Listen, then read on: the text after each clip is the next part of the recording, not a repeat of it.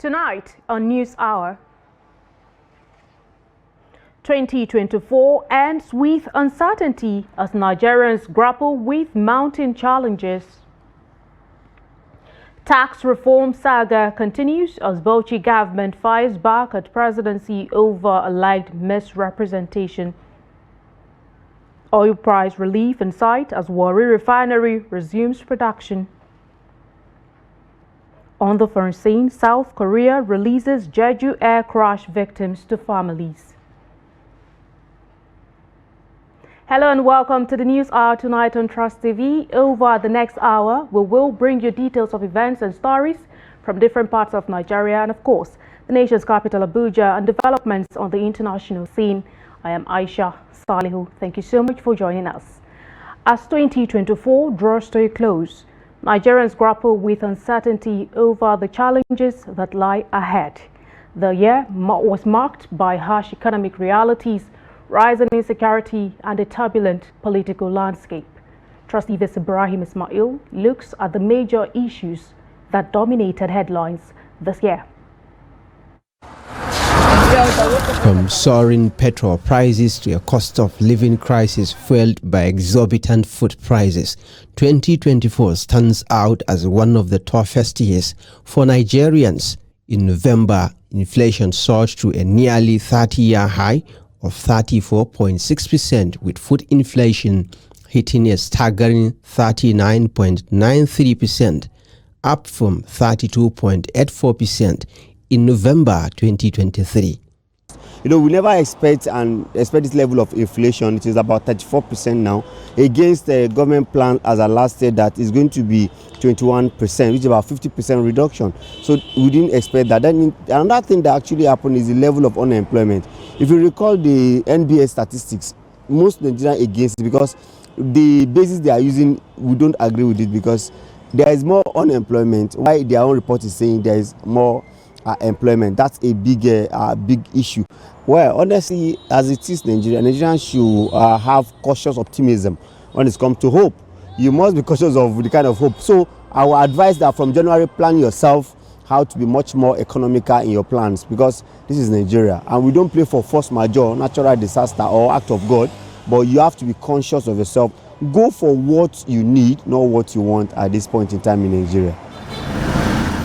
The worsening economic conditions have been compounded by escalating insecurity. Nigerians reportedly paid an astonishing 2.2 trillion naira as ransom for kidnapping victims in 2024. According to the National Bureau of Statistics (NBS) Crime Experience and Security Perception Report, the country recorded over 2.23 million kidnapping incidents this year alone.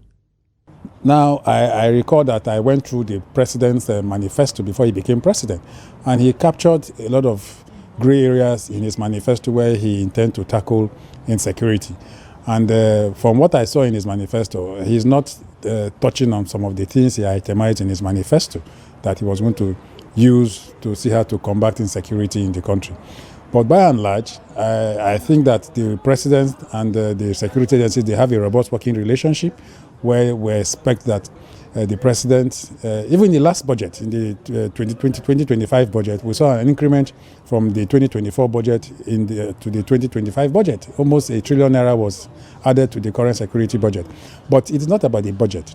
It's about implementing the budget. How well do we implement the budget? How many percentage do we implement of the budget? To express our dissatisfaction. In politics, the year witnessed significant events, including protests against bad governance. That is unleashing poverty, misery, squalor on the mass of Nigerian working people. Growing concerns over the integrity of the legal system and the controversy surrounding the tax reforms bills. The year also saw crises within opposition parties, with the removal of PDP's national chairman Iliya Damagun, and intra-party disputes such as the Wike Fubara crisis in Rivers State. Among the most talked about political events was the Supreme Court's verdict upholding the election of Kano State Governor Abba Kabir Yusuf of the NNPP. Mr. Speaker, I read through Other notable developments included allegations of budget padding as Senator Abdul Ningi, his subsequent suspension, as well as President Tinubu's cabinet reshuffle. But in our own case in Nigeria, yet our government has come with policies that we feel, should really cater for all these things and make life meaningful. As I always say, I like to make reference to our president's, vision. The end of everything he wants to achieve in his 4 years or 8 years, as the case may be, is to make life meaningful for Nigerians. But that at the moment is seemingly, looking very difficult to achieve. Perhaps if more time given to the president, like he rightly requested and saying he needs more time for his policy to get matured, maybe Nigerians will get to see something. Despite the overwhelming challenges, Nigerians have shown remarkable resilience and determination, holding on to hope for a better future. As political, economic and security experts continue to urge the government to prioritize positive reforms, the call for decisive leadership and good governance resonates louder than ever. What we are seeing, we expect that we should see more of security improvement in 2025. So we expect something different. We cannot continue to do one thing all over, repeating the same thing, and we expect a different outcome. We have to see how to change our strategy, change our tactics. The year 2024 may have been fraught with difficulties, but the spirit of the Nigerian people remains unbroken. Ibrahim Ismail, Trust TV News, Abuja. 2024, what a year. The Bauchi state government has dismissed allegations by the presidency that Governor Bala Mohammed labeled the federal government's tax reform as anti-North or launched unfair criticism against President Bola Tinubu's administration. In a strongly worded response, the state government described the accusations as a misrepresentation of the governor's remarks, which were aimed at promoting equitable and inclusive policies for Nigerians.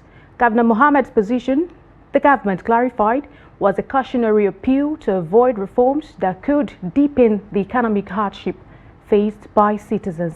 It stressed that the governor's remarks aligned with those of other leaders, including APC governors who had expressed reservations about the tax reform.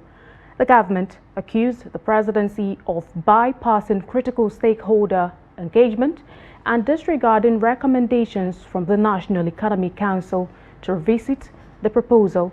In response to the presidency's claims of underperformance despite federal allocations, the Bauchi state government highlighted its achievements under Governor Mohammed.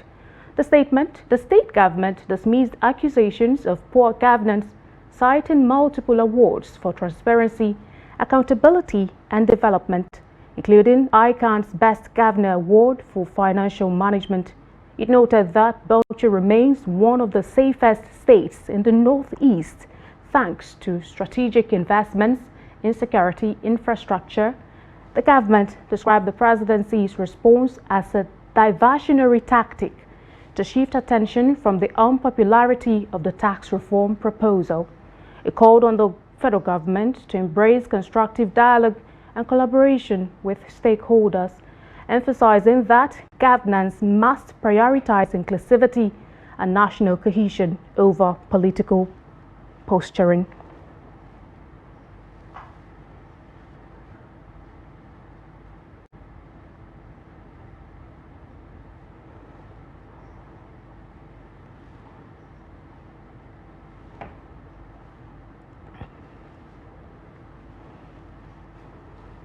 And now joining us via phone is Ilyasu Gadu, a public affairs commentator via Zoom, virtually.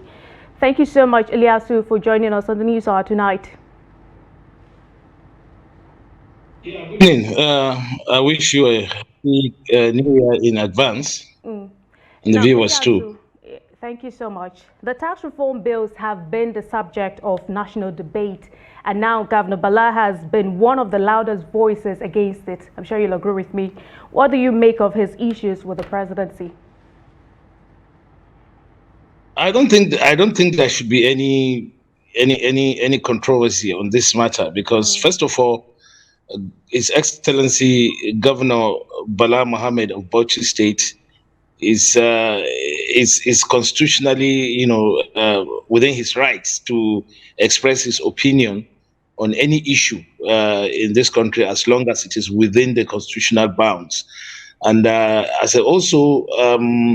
as chief executive of a subnational state in this case, who is also a stakeholder, a direct stakeholder, he also has the right to talk about the issues that are affecting the country as well as his state, because the tax reform bill has some implications to his state.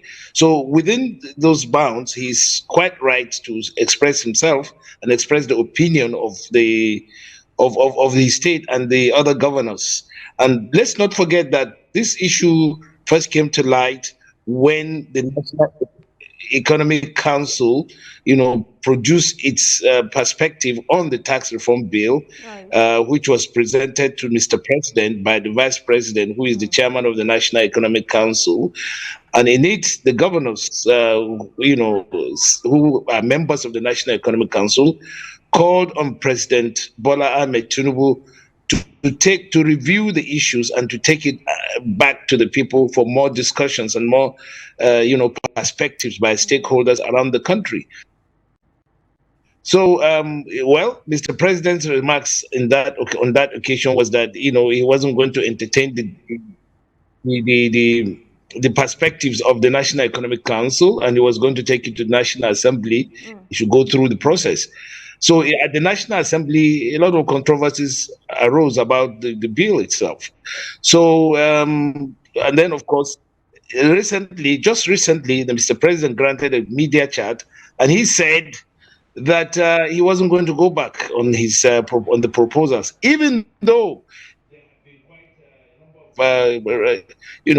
perspective from the governors, from the well-meaning Nigerians.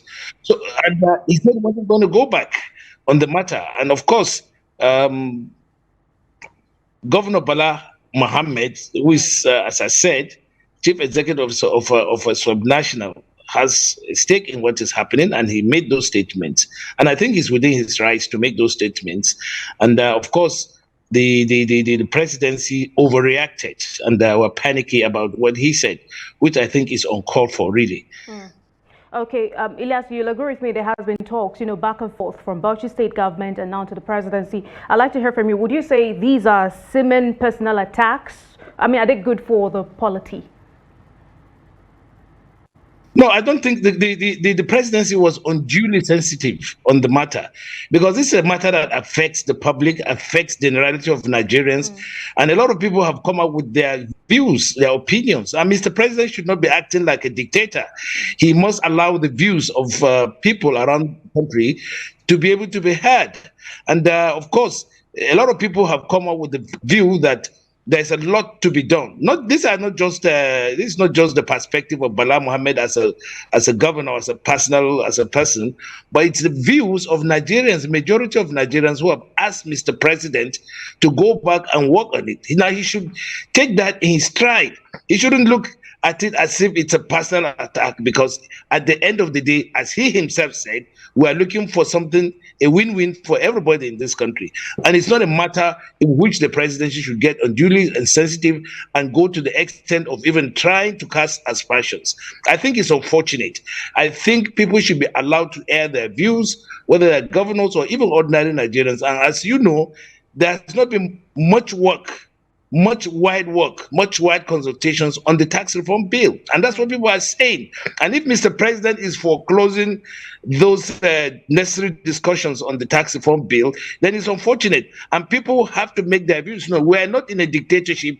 We are in a civilian democratic disposition. Even a dictator like Babangida, for instance, had discussions, with Nigerians before he introduced his SAP. So why should the presidency be insensitive when such matters are being raised by a very important stakeholder like Governor Bala Mohammed Bauchi on this matter? I think the presidency should go back. You can't reprobate and approbate at the same time.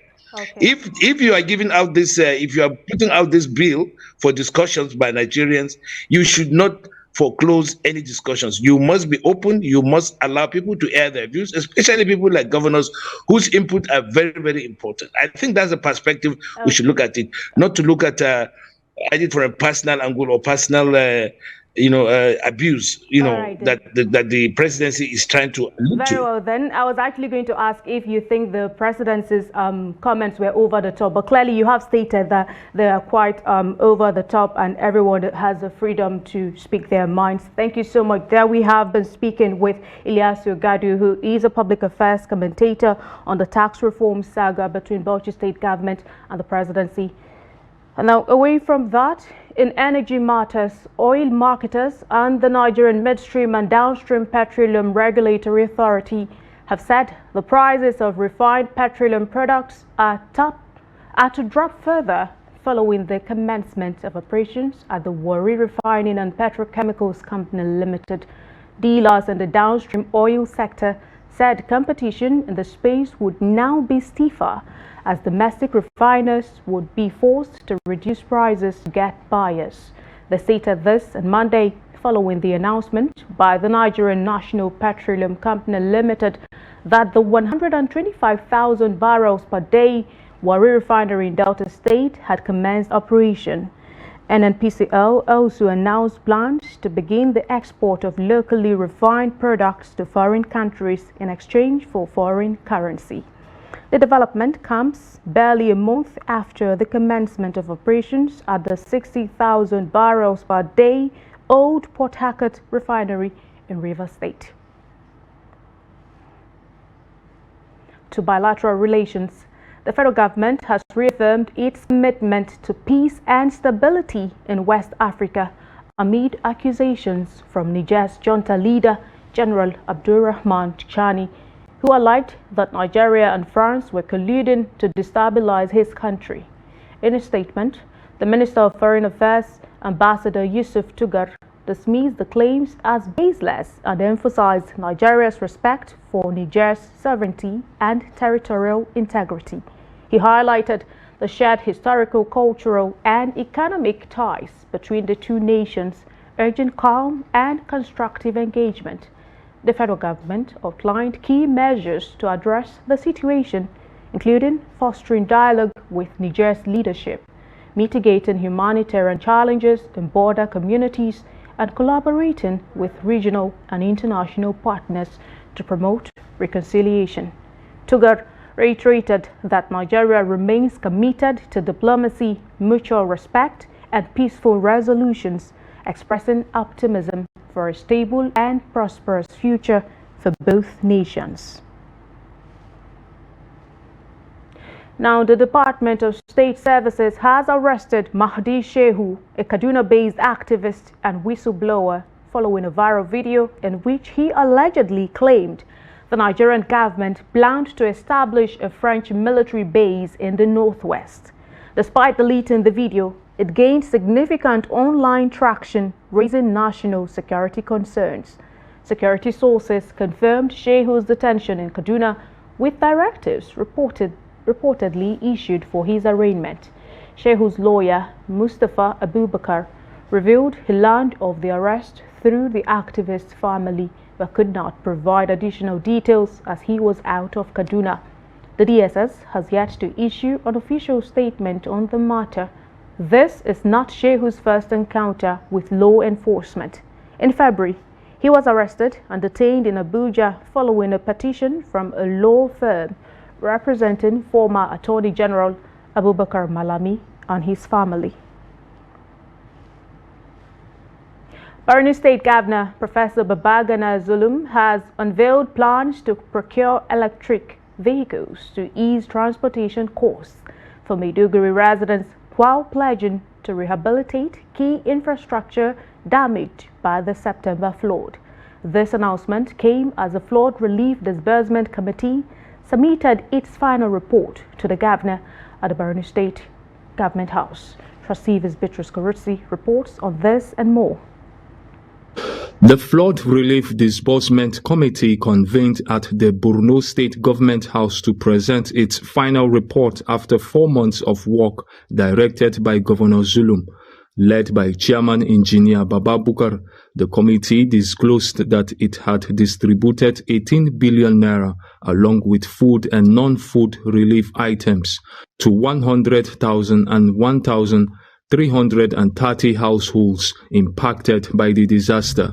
Key allocations included 987 million naira for over 7,000 traders, 313 million naira for 814 religious centers, 213 million naira for more than 200 schools, 89.4 million naira for 1,788 individuals, and 12.5 million naira for 22 private clinics. The committee recommended that the remaining 4.4 billion naira be allocated to infrastructure rehabilitation.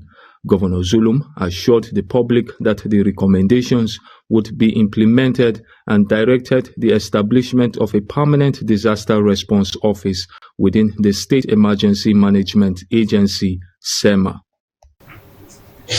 I also want to comment on your recommendations. You have made about 5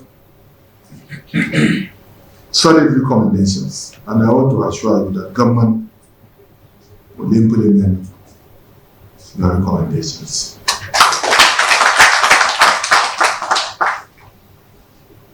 One of the most important recommendations that this particular committee did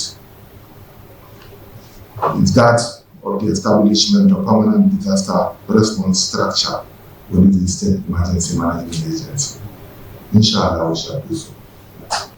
Your Excellency, we are grateful for the overwhelming support we received from the federal and state governments, organizations, individuals, and corporate entities. The donation we received in cash total 28,224,364,263 naira 34 kobo. This includes the 10 billion donated by the Borno State government. In a separate event, Governor Zulum commissioned the remodeled Borno State Hotel in Maiduguri, featuring a state-of-the-art conference hall, luxury suites, and a restaurant serving local and international cuisines. The governor, visibly impressed, highlighted the project's potential to drive economic growth, create jobs, and generate revenue for the state. I want to see how, within the remaining period of my time as the governor of Borno State, to invest in the private sector that will yield more dividend to the government of Borno State. On this note, once again, I want to commend the Borno Investment Company. I want to commend the MD particularly and his team, and most especially those that recently joined him, especially the chairman and his members. We shall support them. The governor also revealed that rehabilitation work on the Maiduguri International Hotel is underway as part of efforts to boost the state's revenue. Bitrus Kuruti, Trust TV News, Maiduguri. To the northwest region of the country, inmates in custodial facilities across Kano State will now have access to healthcare services following the approval of their enrollment into the state's healthcare contributory scheme. The initiative aimed at providing comprehensive health coverage for inmates was announced during a visit by Dr. Rahila Aliyu Mukhtar, Executive Secretary of the Kano State Contributory Healthcare Management Agency, to the Kano State Command of the Nigerian Correctional Service. According to a statement signed by the command's Public Relations Officer, CSC Musbahu Nasarawa, the visit underscored the state government's commitment to providing and improving the welfare of inmates. In response, the Controller of Corrections for Kano State, Ado Inuwa, expressed gratitude to the state government for the initiative. He described the development as a significant step towards improving the living conditions of inmates. The Controller further emphasized that the health and medical welfare of inmates play a vital role in their transformation urging continuous collaboration between the state government and correctional facilities.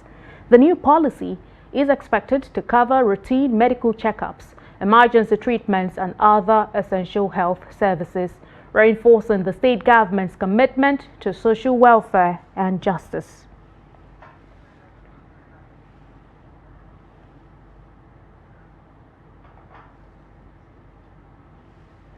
Elsewhere in the southwest region of the country, members of the Association of Resident Doctors at the University of Medical Sciences Teaching Hospital in Ondo State have embarked on an indefinite strike action following the non-payment of their salary and poor condition of service.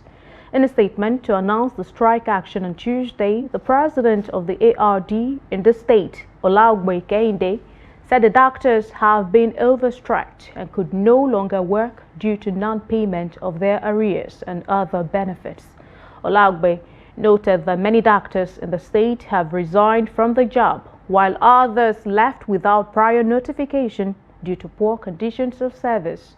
The resident doctors had earlier on Monday staged a peaceful protest at the facility of the Unimed in Ondo town to press home their demands. They carried different placards with various inscriptions inscribed with threats to ground activities at the hospital if their demands were not met. Among several grievances, the striking doctors cited the correction of irregularities on discrepancies to salaries payment and implementation of the new minimum wage scale as part of their demands. To a sad development, a tanker fire has razed a section of Okokomaiko Police Station, Lagos State Police Command. The tanker caught fire while discharging diesel into the storage tank of an hotel that shares same fence with the police facility. The incident created stampede as both the staff of the hotel and policemen attached to the station fled from their offices for fear of being trapped in the fire. It was learned that the fire started from the engine of the truck and it quickly spread to the storage tank of the vehicle. Witnesses alleged that the fire spread to the police station before any help could come. The witness to Lukbe stated that the truck driver abandoned the truck when the fire escalated beyond what they could manage. Snap.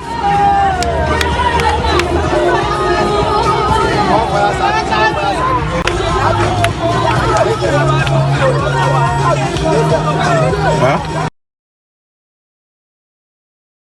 You're watching the News Hour tonight, coming to you live from Trust TV studios in the nation's capital. Coming up ahead, federal government partners Adamawa State on livestock development. Plenty more stories after the break. We'll be right back.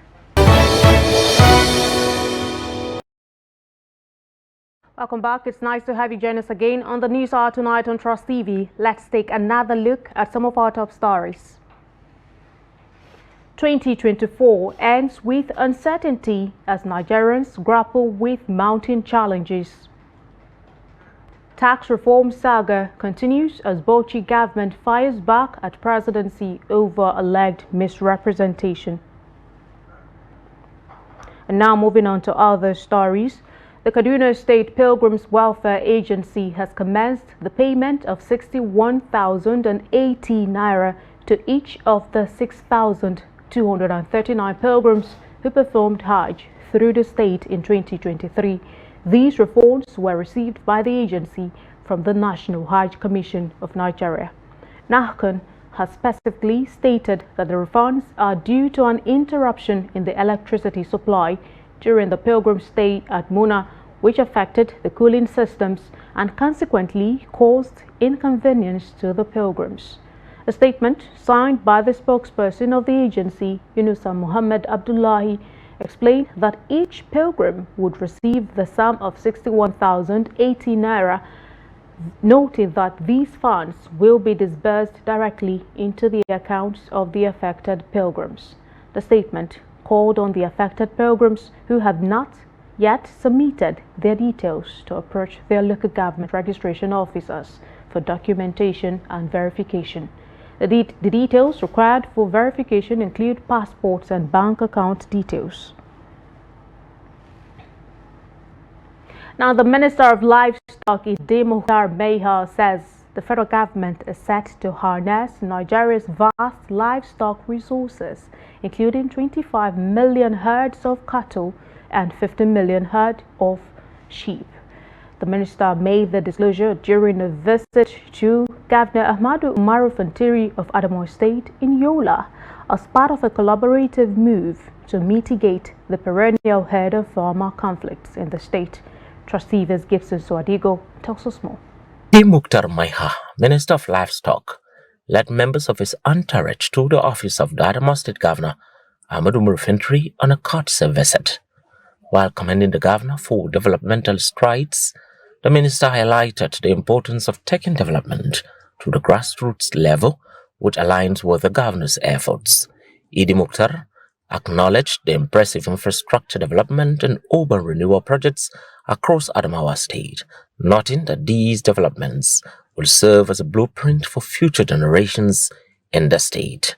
To achieve this goal, Maya pledged to collaborate with the governor to revive grazing reserves, ensuring the survival and prosperity of the livestock industry in Adamawa State. And this intention is one to transform Nigerian livestock sector into a modern one, so that it becomes part of the formal economy, to make it sustainable, to make it competitive, towards creating growth, economic growth for the country, creating employment, jobs, as well as poverty reduction, and ensuring national food sovereignty. Congratulating the minister for his appointment, Governor Ahmadu Umaru Fintiri assured him of state's readiness to partner the federal government in ending insecurity in the state. He highlighted the livestock reforms his administration has embarked upon. And I want to assure you that as government and good people of Adamawa, through the Ministry for Livestock, we will collaborate and we will key into all the national policies that are intended to push the livestock industry for the betterment of this country. This partnership aims to promote sustainable livestock production and reduce conflicts between herders and farmers. Gibson Soadugo, Trust TV News, Yola. To matters of security, notorious bandit leader Bello Turji has launched fresh attacks along the Shinkafi Road in Zamfara State, defying recent appeals from senior Fulani leaders to abandon violence. Intelligence sources confirm that Turji and his men have been targeting travelers and communities along the road, spreading panic and disrupting movement in the area. The renewed attacks come just hours after top Fulani leaders from Shinkafi, Mariki and Zurmi held a meeting with Turji, urging him to reconsider his plans for violence and lift his blockade of the Shinkafi-Gusau road.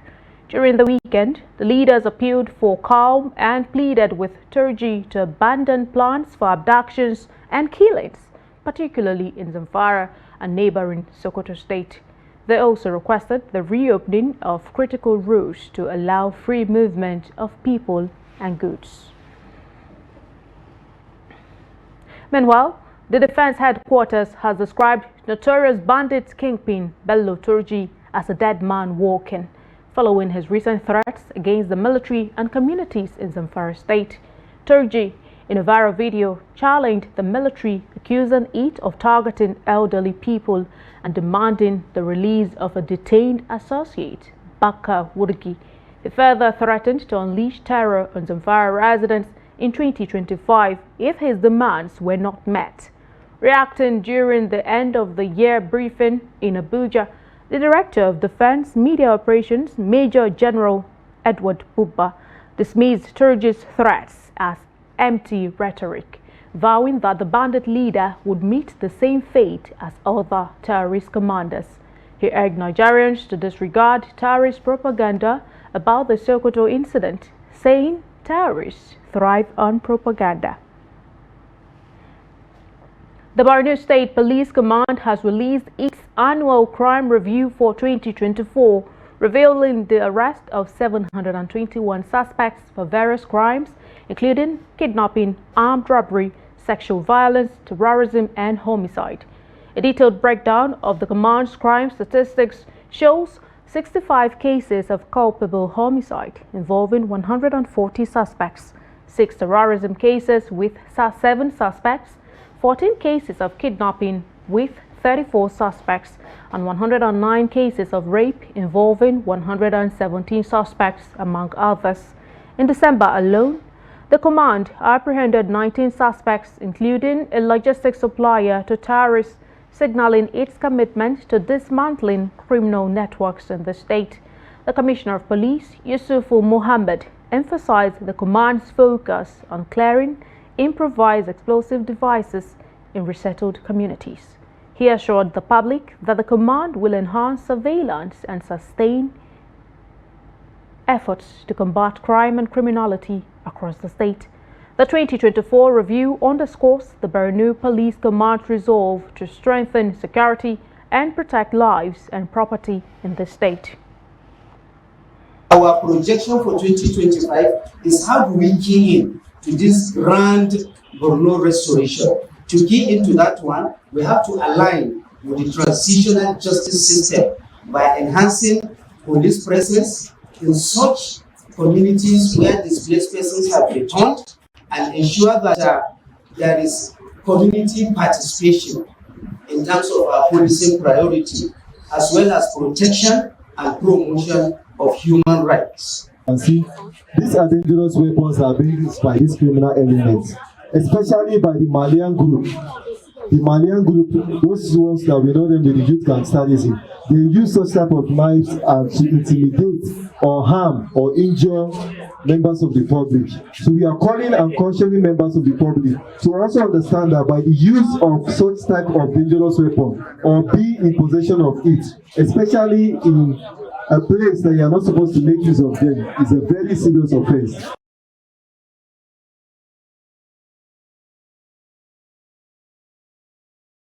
No fewer than 7 persons, including police officers and 2 civilians, lost their lives when some yet to be identified assailants attacked security operatives at Ihiala local government area of Anambra State. Reports say the hoodlums invaded a venue where preparations for a burial ceremony were to be held and started shooting sporadically, leading to the death of the victims. Eyewitnesses in the area said the incident occurred in the early hours of Monday. The reason for the attack could not be officially ascertained, but sources in the area said it could be in connection to the directive given by the hoodlums that no burial ceremony should be held in the community without their approval. The Anambra State Police Command spokesman, SP Tochukwu Ikenga, who confirmed the development in a statement late on Monday, said the Commissioner of Police, Nage Itam, has ordered an immediate manhunt on the fleeing assailants. According to him, while escaping the scene, the armed men shot at 2 security operatives at a security observation post close to the local government headquarters by the express road.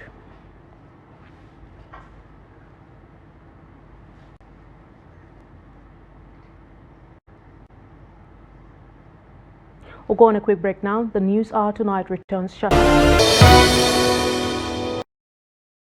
Welcome back to the News Hour Tonight on Trust TV. Coming up next is Yusuf Akogu for the business news.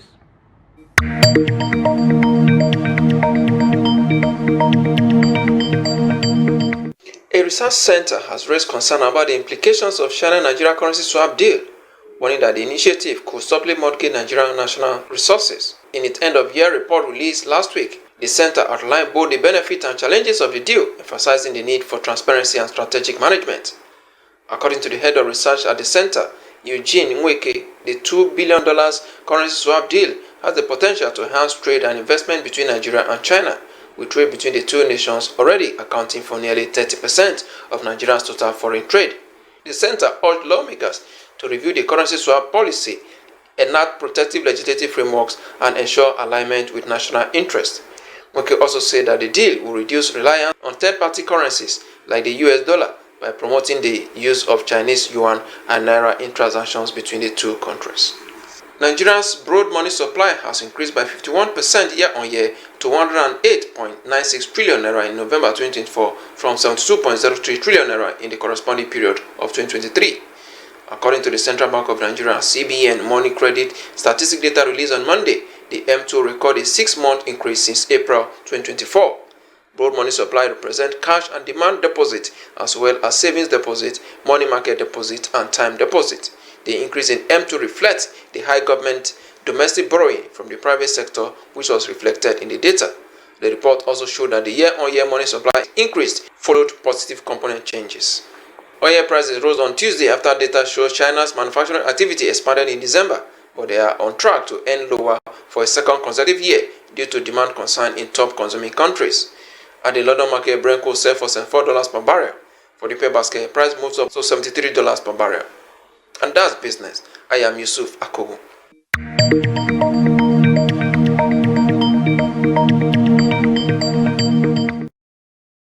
Thank you so much, Yusuf Akogu, for the business news. On the foreign scene, South Korean authorities has begun releasing the bodies of plane crash victims to families Tuesday as investigators race to determine why the Jeju Air Boeing 737-800 crash landed and burst into flames. United States investigators, including from Boeing, arrived at the crash site in southwestern Muan. The plane was carrying 181 people from Thailand to South Korea when it made a Mayday call and barely landed before crashing into a barrier and bursting into flames. Everyone aboard Jeju Air Flight 2216 was killed, save 2 flight attendants pulled from the wreckage. South Korea is observing 7 days of mourning with flags flying at half-mast. Still on the foreign scene, the United Nations has accused Israel of continuing to systematically hinder aid to Gaza as local authorities say 7 forcibly displaced Palestinians has died of hypothermia amid plummeting temperatures. The United States Army says it carried out a number of strikes on Yemeni territory, hitting targets belonging to the Houthis, who have launched several attacks on United States military ships and on Israeli territory in recent days. The family of Hussam Abu Safia, the detained director of Kamal Adwan Hospital, has pleaded for his release as Palestinian authorities announced that 5 more detainees from Gaza have died in Israeli custody. Israeli forces have killed 4 Palestinians in an attack on besieged Jabalia in North Gaza after a day of bombings that killed at least 27 people across the strip. Israel's war on Gaza has killed at least 45,541 Palestinians and wounded 108,338 since October 7, 2023. At least 1,139 people were killed in Israel during the Hamas-led attacks that day, and more than 200 were taken captive. In sports, let's join Adeni Ajishafe for the latest in sports.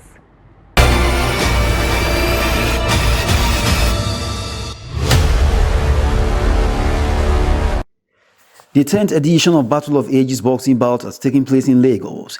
The boxing event had various categories of boxers facing one another. One of the fights had Japan-based Nigerian boxer Ridwan Oyekola, who lost to Tosin Asaigbovo in the national lightweight bout in a Battle of Ages at the Campus Square Stadium, Lagos. Tosin Asaigbovo won via unanimous decision over Ridwan Oyekola. The 8 rounds of National Lightweight Challenge feature amateur and professional boxers in the 10 rounds National Super Bantamweight title bout. Sulaiman Ahmed could not withstand the punches from Durotimi Agbola as he lost via knockout. Other results in the 8 rounds National Lightweight Heavyweight contest had Rashid Idowu winning over Segun Larinwaju via unanimous decision as Isaac Shukudi won via technical knockout over Kaki Williams Amosu. In the National Super Lightweight Challenge, Oluwatoyo Motosho triumphed by majority decision over Saeed Tijani in National Super Welterweight Boxing contest. In the Super Featherweight, Lawal Ahmed won by unanimous decision to defeat Kapiru Libola as Alamok Padino defeated Ganiyu Kolawole in the National Super Welterweight Challenge by unanimous decision.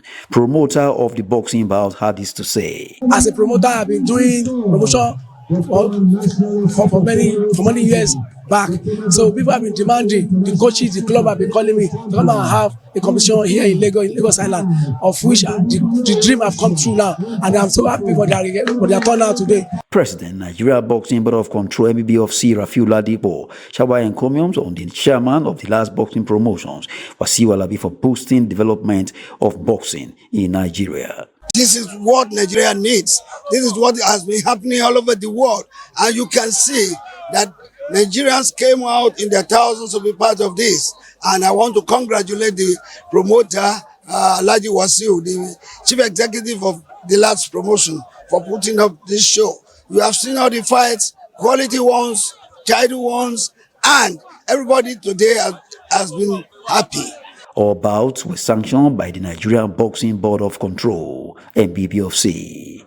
And still on sport, Nigerian's pillar of sport, Donatus Agwej DK, has described 2024 as a roller coaster for Nigerian sport, with many ups and downs. DK says sport in Nigeria went through misfortunes in 2024, starting with the AFCON 2023, the African Games in Accra, Ghana, Paris Olympics Games, 2026 World Cup qualifier and AFCON 2025 qualifiers, the FIFA Women's Under-20, Under-17 World Cups, and resuscitation of the National Sports Commission, with Shehu Diko as chairman and Bukola Olakpade as director general. The highest points of which were the second place finish at the AFCON, and Ademola Lookman emerges as African Footballer of the Year alongside Chiamaka Nnadozie, retaining her crown as CAF Best Woman Goalkeeper of the Year, and Super Falcons as Best Women Team of the Year. The qualification of Nigerian Super Eagles Team B for Championship of African Nations CHAN for the first time in 6 years, Ejidike said Nigerian qualified at the expense of our eternal football rivals, Ghana, with an emphatic 3-1 aggregate win at the Godswill Akpabio Stadium in Uyo.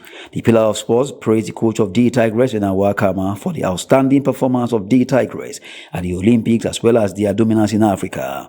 Ejidike laid emphasis on the Nigerian Premier Football League NPFL, calling for improvement in officiating while also calling for utmost improvement in Nigerian sport development in 2025. That's Sport News. I'm Adeni Ajinshafe.